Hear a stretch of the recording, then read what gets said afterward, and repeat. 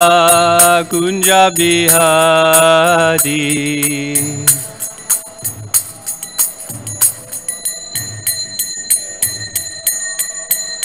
Gopi Janavalabha Girivardhari.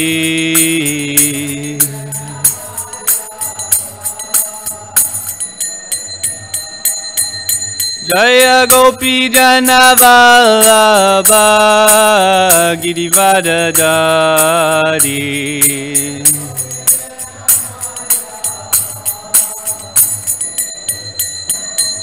Yashodanandana Braja Janaranjana.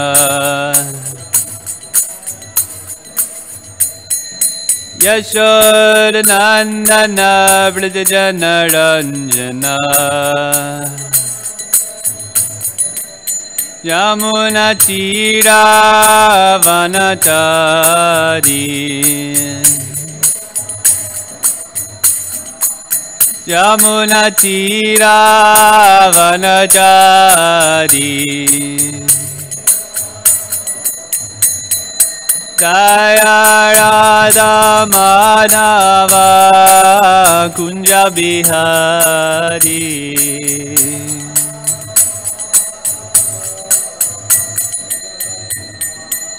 Jaya Radha Madhava Kunja Bihari.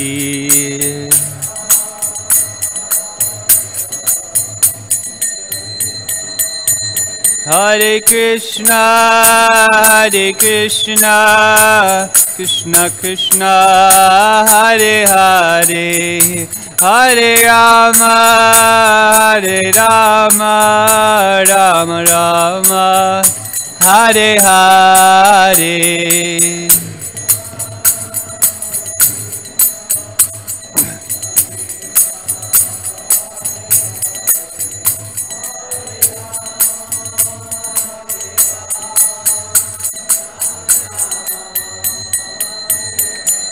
Hare Krishna, Krishna Krishna, Hare Hare, Hare Rama, Rama Rama, Hare Hare.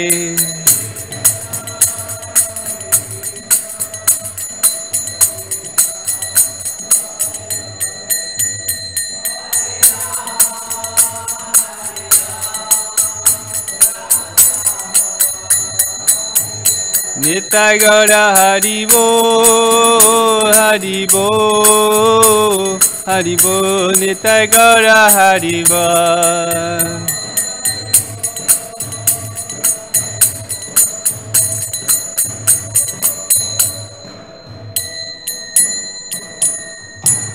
Srila Prabhupada ki jai, Antara Srimad-Bhagavatam ki. Samaveta Bhakta-vrinda ki, Nitai Gaur Premanandi. All glories to assembled devotees, all glories to assembled devotees, all glories to the assembled devotees, all glories to Sri Sri Guru and Sri Gauranga.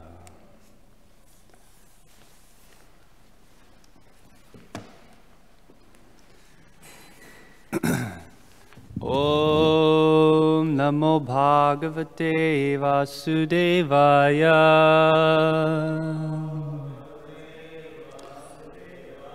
Om Namo Bhagavate Vasudevaya.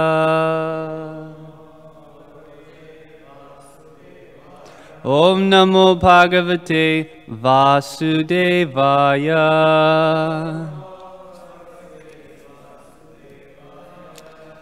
Continued readings from Granthadar Srimad-Bhagavatam, 10th Canto, Chapter 1, Text 15. Shri Shuka Uvacha Samyak Vyasita Buddhis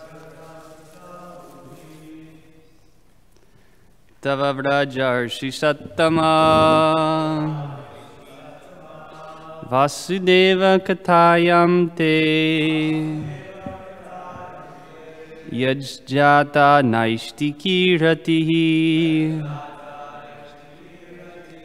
Shri Shuka Uvacha Samyaga Vyasita Buddhis Tavarajarshisatama Vasudeva Katayanam Te Yajjata Naishtiki Rati Shri Shuka Uvacha Samyag Vyavyasita Buddhis Tavarajarshisatama Vasudeva Katayam Te Yajjata Naishtiki Rati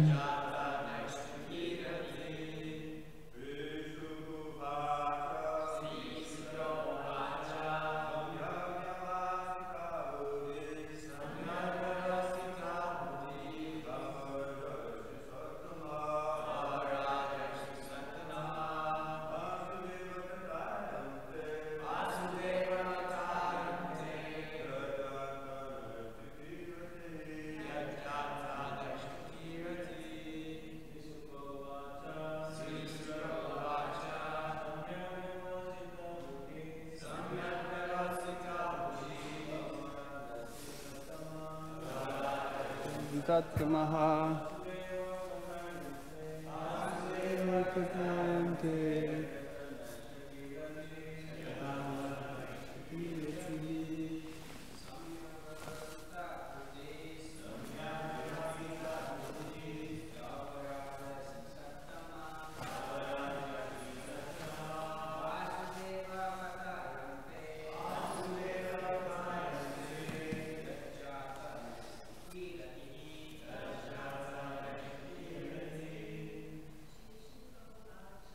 Shri Shuka Uvacha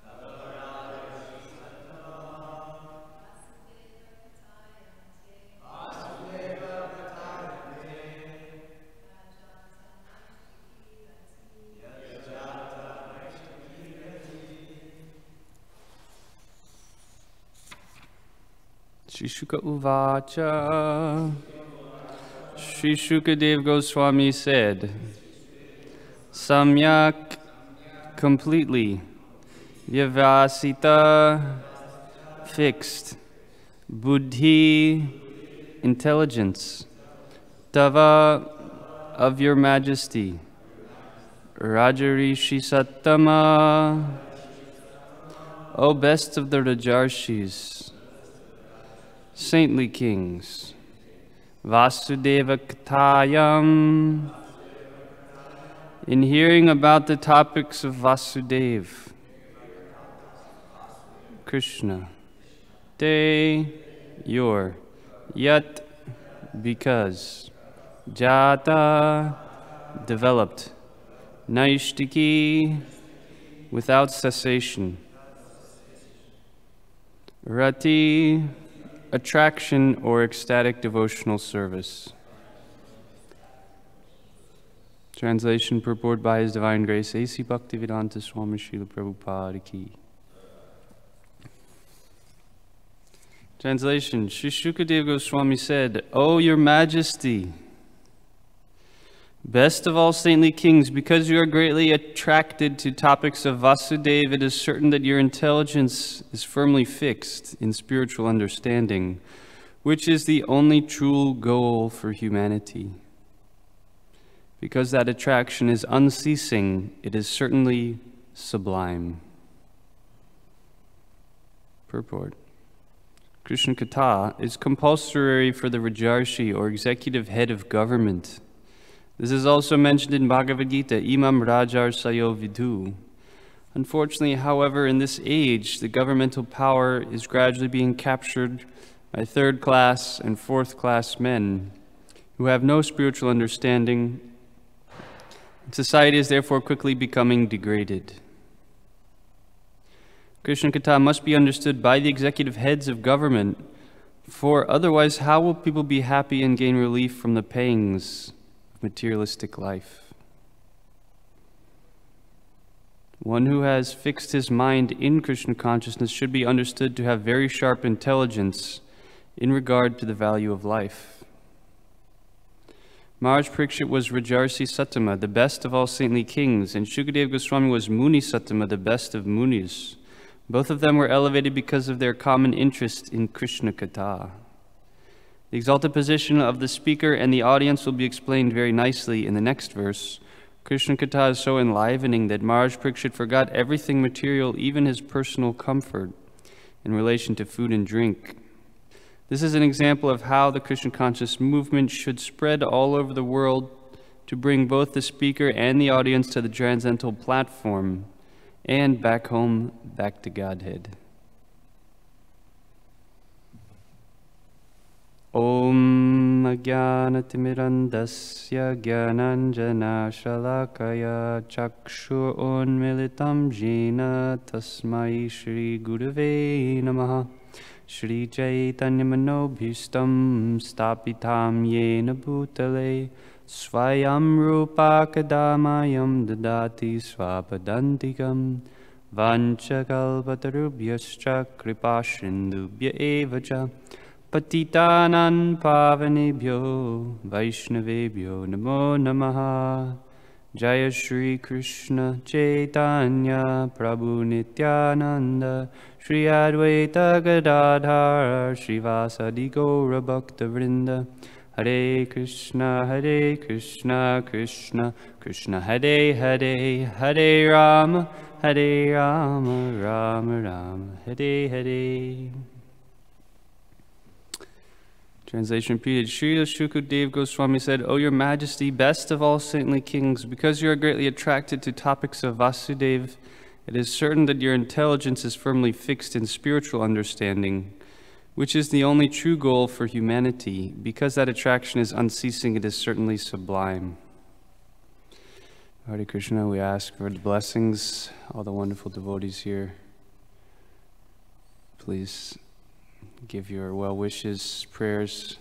We can try to describe something in this wonderful sequence of Srimad-Bhagavatam. That is very important for any hearing and chanting. The audience has to be kind, and hopefully Krishna's mercy may be satisfied by this attempt to glorify the Lord. So we are hearing a nice build-up. It's like you're building the momentum as we go into the 10th canto, and so far it's just kind of jumped right in. I feel that the classes that we've been having have been very amazing, and we're only still here in the first chapter, so we can just prepare ourselves. But every verse is a unique glorification of the Lord in a particular way. This verse is very nice. The Sanskrit is also not too complex. Samyag vyavasita buddhis tavarar jarshi sattamaha vasudeva kathayamte yajgyatva naishtiki ratihi. So because you have this Jata Naishtiki Rati for the Vasudeva Katha, you have a taste. You've developed a firm taste for the topics of Vasudeva. Therefore, Samyag Vyavasita Buddhis, your intelligence is fixed.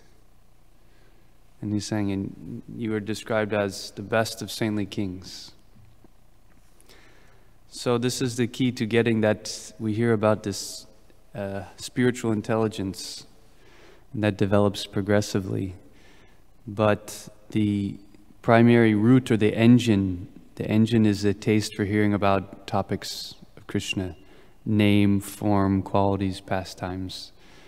That is the engine that drives our whole spiritual life.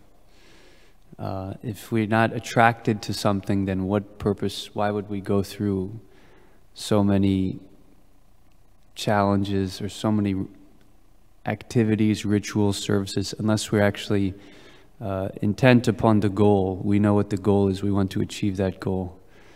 So that attraction for hearing about Krishna, the amazing pastimes of Krishna, that is always of primary importance to cultivate. We heard a beautiful class by Mahabodhi Prabhu where he was describing this power, and the goal is to develop that attraction. Prabhupada says here, this is the only true goal for humanity. We don't know, people don't know that this simple formula, just hearing about someone, can actually solve all of their problems. They're trying to hear about someone, but they don't know who to hear about. If they hear about the king, the modern day king or president, or so many people, but that won't satisfy the mind, that won't pacify, that won't give this fixed in spiritual intelligence. So it's very interesting, Prabhupada is mentioning that the exalted position of the speaker and the audience will be explained very nicely in the next verse. Krishna Katha is so enlivening that Maharaj Parikshit forgot everything material, even his personal comfort in relation to food and drink. This is an example of how the Krishna conscious movement should spread all over the world to bring both the speaker and the audience to the transcendental platform and back home, back to Godhead. So he's giving a formula here that Maharaj Parikshit, because of that attraction was there, even his personal comfort in relation to food and drink, he completely forgot that. So our root cause of entanglement is overabsorption in that material aspect of our life. Thinking that in order to be happy, I have to satisfy my material necessities. If my material situation is taken care of, then I'll be happy. But this is the diabolical opposite, actually. The truth is that if my consciousness is absorbed in Krishna, automatically everything is provided. Krishna maintains. Krishna is the only maintainer. So, because Maharaj Parikshit, he was able to be very rapt in attention, he completely forgot about everything material. And that's actually the solution, as it says here, to come to the transcendental platform, to actually forget. The advanced devotees, they just forget about all their so-called problems and anxieties, because they're all illusory. They're not actually real. It's not actually of the soul. The soul is eternal, Satchidananda. The soul has no necessity outside of itself, outside of its relationship with Krishna.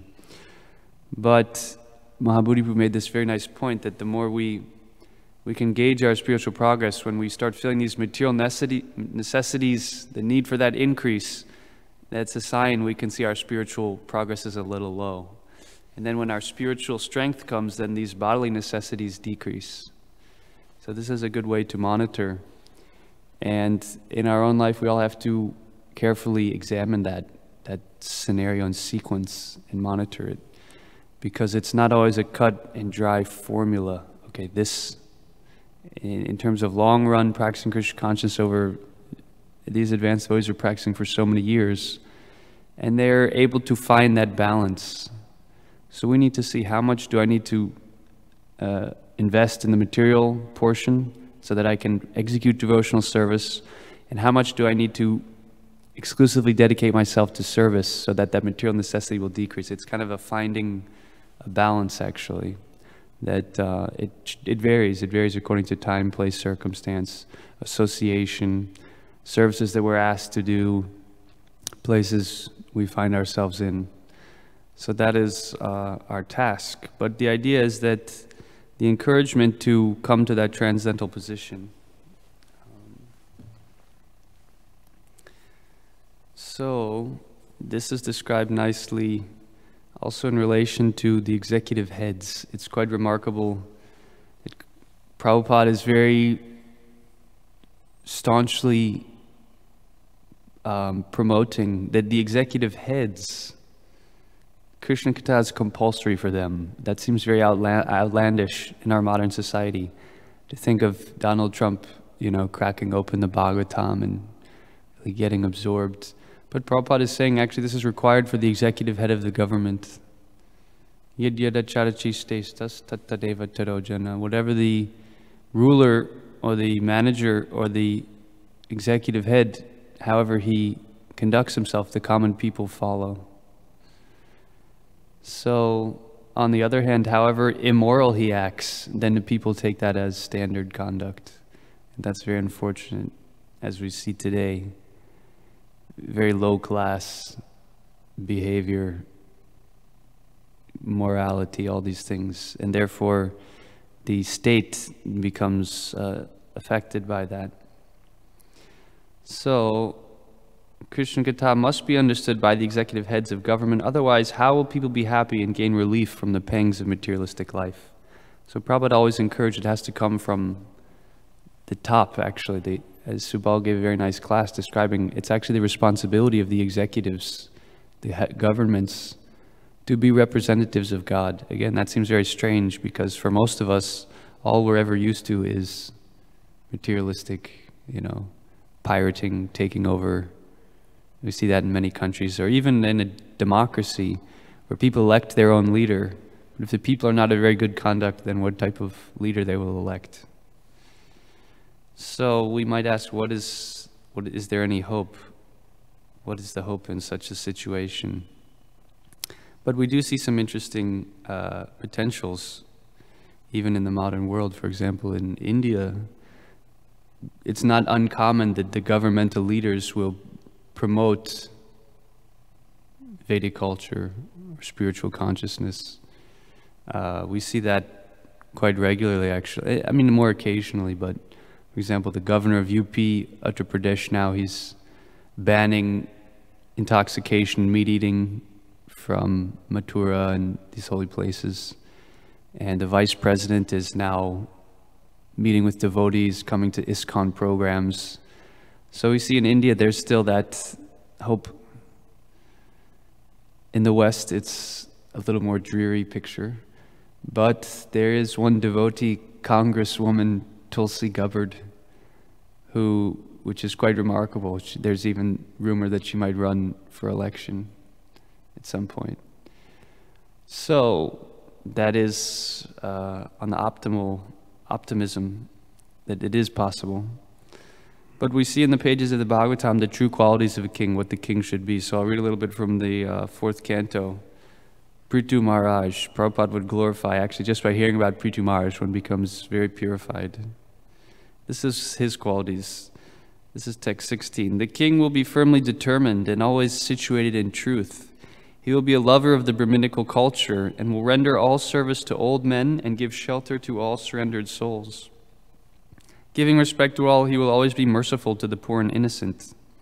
The king will respect all women as mother, and he will treat his own wife as the other half of his body. He will be just like an affectionate father to his citizens, and he will treat himself as the most obedient servant of the devotees, who always preach the glories of the Lord.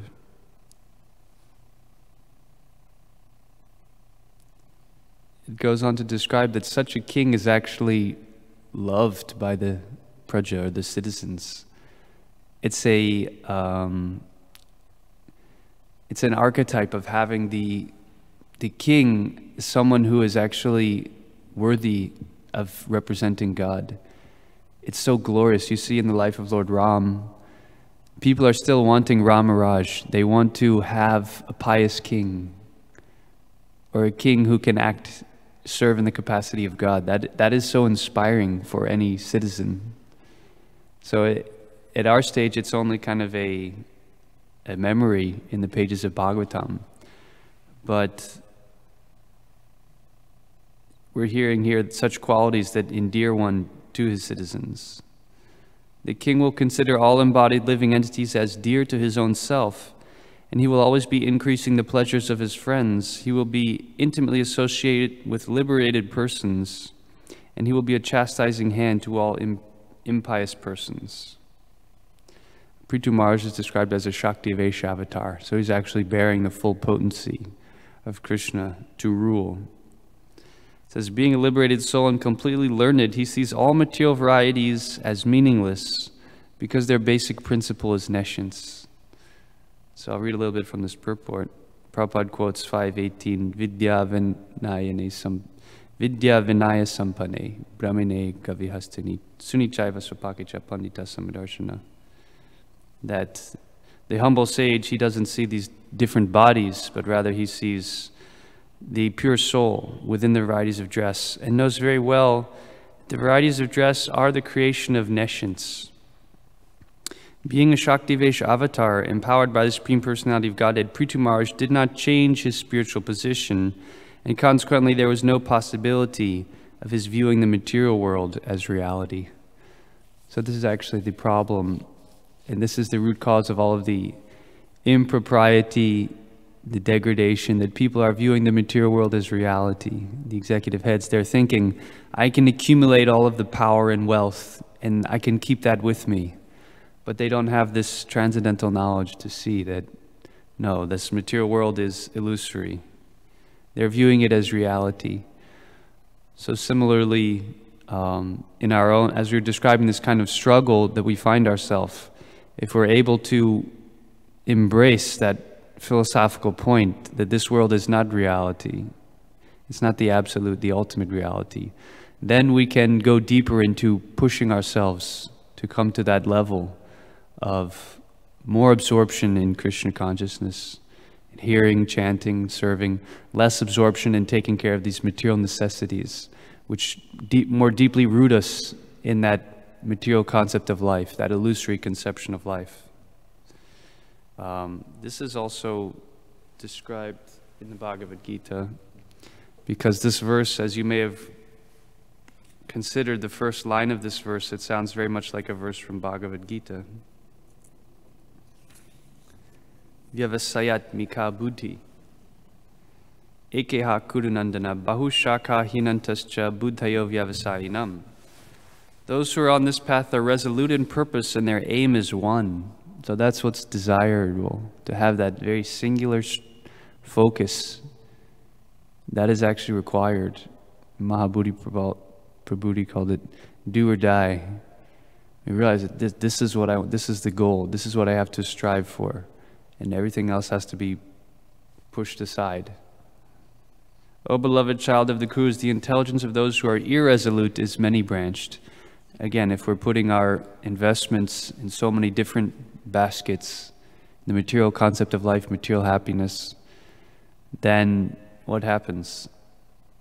That's described.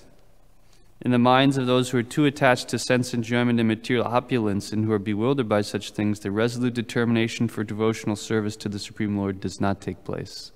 So that seed can actually fructify as long as there is this interest, this irresolute determination, placing our consciousness in so many other extraneous things.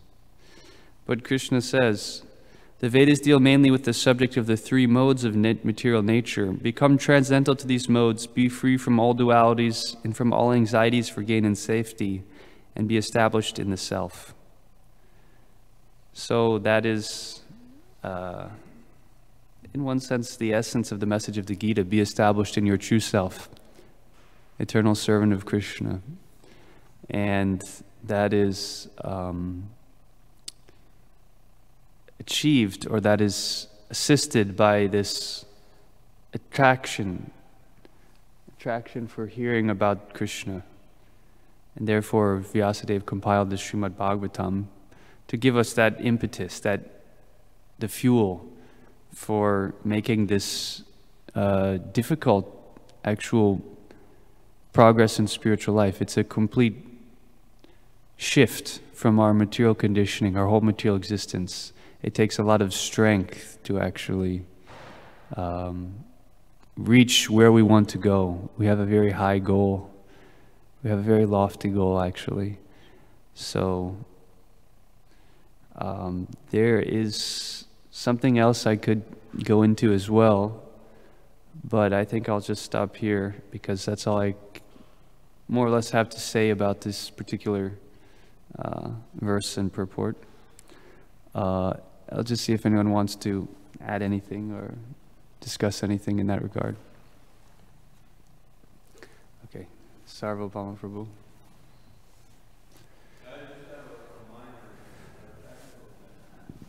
In the word for word, it's got right at the end, it has rati, and then it says attraction or ecstatic devotional service. Every time I ever heard Prabhupada give a lecture on this, he said for, not or. This particular verse, every time you heard. Yeah, that's wrong.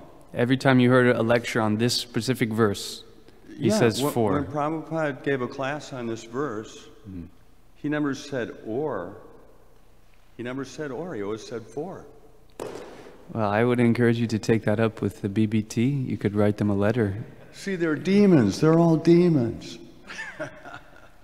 That's a sarcastic joke. Since time immemorial,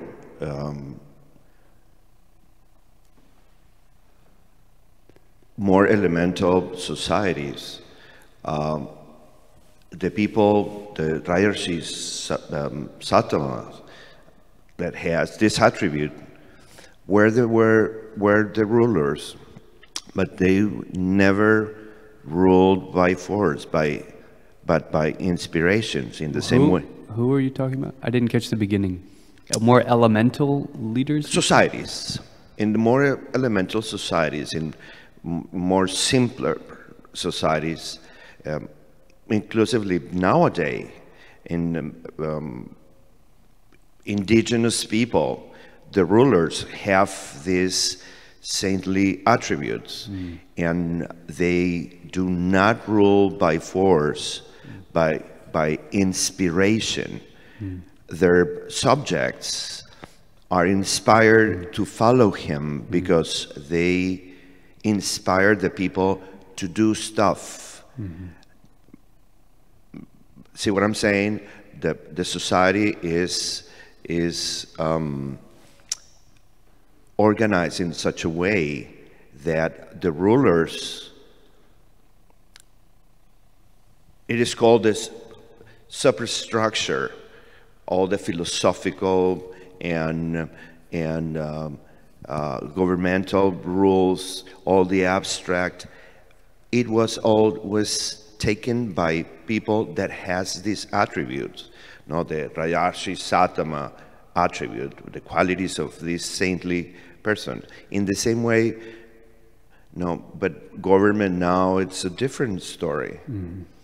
That strikes me. That is, from time immemorial, this is happening in some societies, including nowadays, that the elder are the ones that pass on all this knowledge, all these attributes of the society, how to behave, how to, the cohesive bond of our society is through ethical and philosophical and religious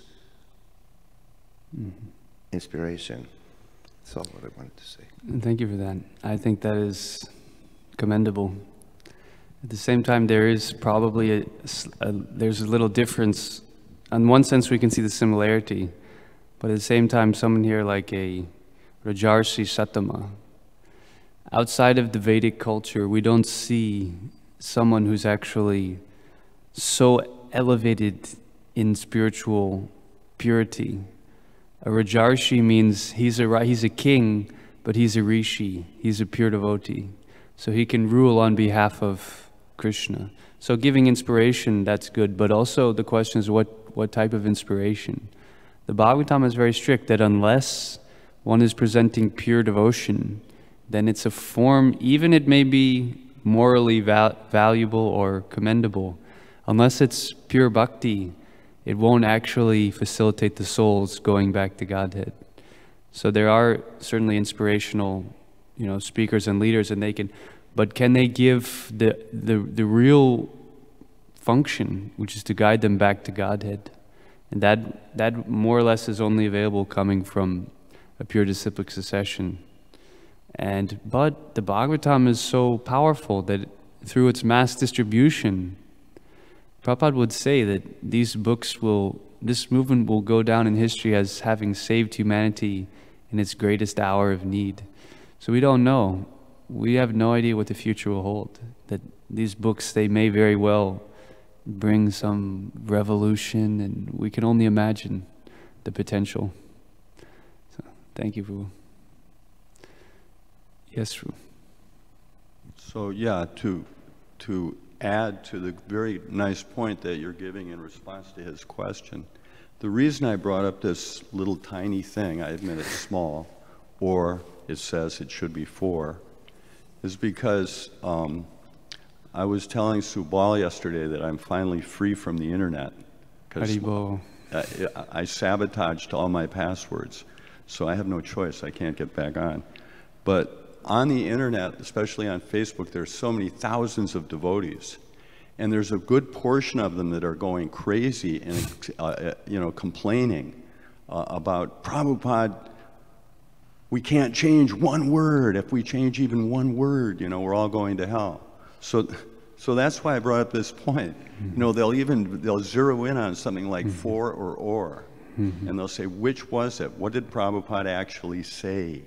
And then actually all they're really doing is they're identifying themselves. In the process of trying to point out and complain about other offenders, they only identify themselves as the greatest offenders.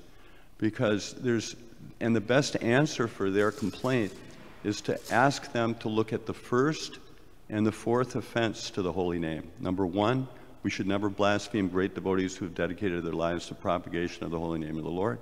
And number 4, we can't blaspheme Vedic literatures, or that are in pursuance of the Vedic version. Or, any literature. That would even include other scriptures that Prabhupada recognized that there's good knowledge and wisdom in all the scriptures. So they're in pursuance of the Vedic version. So we have to be really careful about that. And then the final argument is, if you look in the first canto of the Srimad-Bhagavatam, there's 111, chapter 11, verse 5 is the one that says, even though irregularly composed, still brilliant beyond compare. Accepted by men who are thoroughly honest. Yeah, so these people are dishonest because they're trying to grasp a moment of self-righteous indignation. They're relishing an opportunity to be self-righteously indignant about something that they're trying to tag with a high level of importance. But, Prabhupada said our relationships with one another, as we're all together pursuing knowledge, is much more important than criticizing on minor details like this. So anyway, that was why I was trying to make a joke about 4 or. In Kali Yuga, there's practically unlimited pitfalls and traps for the aspiring sadhaka of pure devotion. It's very difficult, actually. Maya will come up with so many ways to test, from the very beginning till the very end, from the very high levels. So she has, she's riding on a tiger, her form with 10 arms. She's got a club, swords, bows and arrows. It's if you just saw it, you would think, how is that even possible? But by taking shelter of Krishna and getting the taste for hearing about Krishna, by virtue of that taste, one can be protected. When there's a taste for hearing and chanting, then one doesn't have time for all of the politics and the fault-finding. That's what exactly the verse is saying, is that these things are forgotten when there's actual positive engagement. But if there's a lack of that, then all these material concerns and worries, faults, they overcome that bhakti creeper. They cloud the consciousness and they prevent the real growth. So that we should always be on guard. Thank you, Prabhu. Anyone else want to? Question, comment? Okay. Giridhari, you want to? Mataji. It's not a question, I'm just adding one point that Trivida Prabhu, when he was here, he was explaining that when there's errors or seeming errors in translation, that it had a lot to do with persons that were doing the translation and not being able to understand Srila Prabhupada's accent, and so filling in some things. And so a lot of the work has been re-looked at and in conjunction with the hearing again, so that, and that's how corrections are being made. So it's a simple thing. It was error on the part of the person not being able to understand perfectly. That's what Dravida Prabhu explained. Thank you.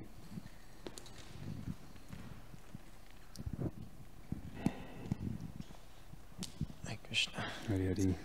I'm thinking about this point of kind of the essence of the classes, that like hearing about Krishna and hearing the message of the Srimad-Bhagavatam actually solves all the problems, that as the yesterday's verse too, like diminishes all the sufferings of the age of Kali just by hearing the Srimad-Bhagavatam. And you mentioned the point of how like all material, try to fix your material situation, but it'll never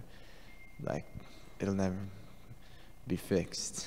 So, and if you don't like hear about Krishna, hear the Srimad-Bhagavatam, but you only focus on this, like always trying to make your material situation perfect, and it doesn't happen. But just by hearing the Srimad-Bhagavatam, your consciousness is transformed, and then that's my experiences too. Just when I get time to read the Bhagavatam extended, my consciousness is in the right place. Everything makes sense. It's this. It's like the situation that we're in is perfectly described in the purports and the verses, and it's just like everything kind of makes sense after you read the Srimad-Bhagavatam.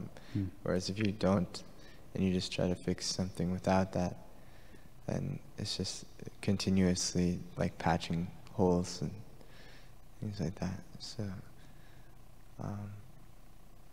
I guess kind of maybe a question would be like, so you continuously hear, but that also doesn't mean like neglecting like the material situation necessarily. Like its primary is like hearing and chanting, and without that, but as we see like devotees who maintain their Krishna consciousness for a long time, they also take care of themselves pretty well, but still with a primary attention on hearing and chanting.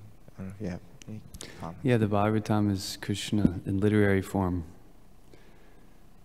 So it's described to Kanishta Adhikari, he sees Krishna as the deity.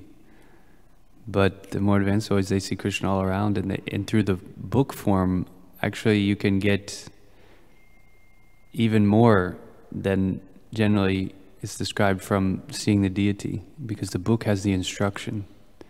So many different people can come and stand before the deity, but what are they seeing? They may see so many different things based on their level of consciousness. And they may see just a mirror of what's going on in their own mind. They may be praying for material things, but the Bhagavatam is a form of Krishna that actually speaks to us and gives transcendental knowledge. So making a regular sadhana of that, as you're saying, that's kind of how those devotees have found that balance, making very regular nityam bhagavata sevaya. And then the Bhagavatam, since it purifies us, then Krishna gives the intelligence how to maintain those material things. It comes from him. If it comes from us, so many speculations and trying to figure it out, then we're missing, and we'll never be able to figure out the best way to take care of our problems. But if we serve Nityam Bhagavata Sevaya, if we serve the Bhagavatam, then Krishna will give us that realization, that intelligence. Mahabodhi Prabhu, he quotes, Dadami buddhi yogam tam, tesham satata yuktanam bhajatam vritti purvakam, dami buddhi yogam tam yena mamupayante.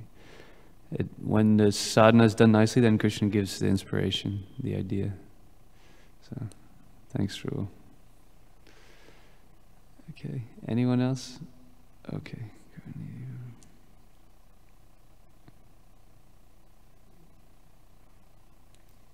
Yeah, just to add to today's verse, that is how it is described that it is certain that your intelligence is firmly fixed. So how to, how our intelligence becomes sharp when we hear or discuss about Krishna Katha. So there's a nice verse I want to share, that Vasudeva Paraveda, Vasudeva Paramakha, Vasudeva Parajoga, Vasudeva Parakriya, Vasudeva Param Jnanam, Vasudeva Paratapa, Vasudeva Paradharma, Vasudeva Paragati. Translation: in this revealed scripture, the ultimate object of knowledge is Sri Krishna, the personality of Godhead. The purpose of performing sacrifice is to please Him.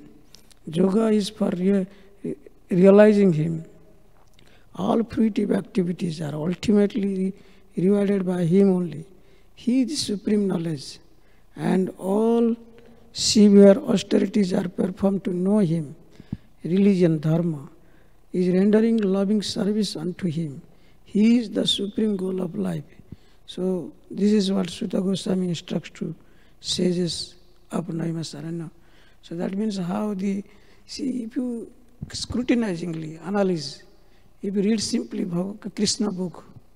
So one senior devotee was telling Devakinandan, Prabhu, and he was telling that if you read 3 times at least, or 7 times, I think 3 or 7 times he told, about Krishna book, liberation is granted. And that means in each page that book you see very nicely all activities of Krishna with so much reasoning, so much, So whatever activities Krishna did, there is certain some reason is there, transcendental reason. If you reveal, it will reveal to your heart,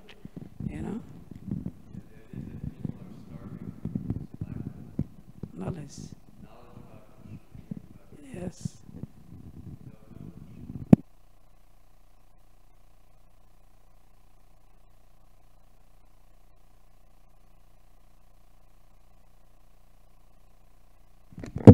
Many different approaches, but just directly telling people also about Krishna is okay. That's also authorized. Chaitanya Mahaprabhu gave that formula. Whomever you meet, whoever you see, just tell them about Krishna. Prabhupada would say, see this young Saraswati? She knows Krishna is the Supreme Personality of Godhead. So that's the purport of this verse. And as we heard yesterday, the whole Bhagavatam, Krishna is the original. So people want to hear about Krishna. They want to know what is God. And sometimes we have many ways that we are going to help them. But it's not so far-fetched when we tell people that actually what is God in a few senses. And that can actually mitigate all of their lack in life, because they don't have a personal conception of God. They go to the church or the mosque or wherever they go, and they hear about some all-powerful being that has no form, something they can't connect with, or something theoretical or something dogmatic. But we have Krishna. Everyone is attracted to Krishna. Krishna is all attractive. So whoever they are, just by hearing about Krishna, by sharing about Krishna, that is our treasure. That's our gift. And people want to hear. They want to know what is God. So therefore, along with hearing and chanting is distributing. And that will purify us and give the Shakti or energy that when we do the hearing and chanting, Krishna is pleased. So thank you all very much. Grantara Srimad-Bhagavatam ki, Srila Prabhupada ki, Shri Kishore Kishori ki, Nitai Gauda Prema. Okay.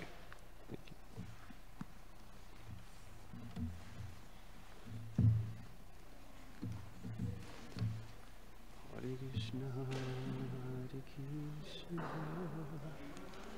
Krishna Hare Hare.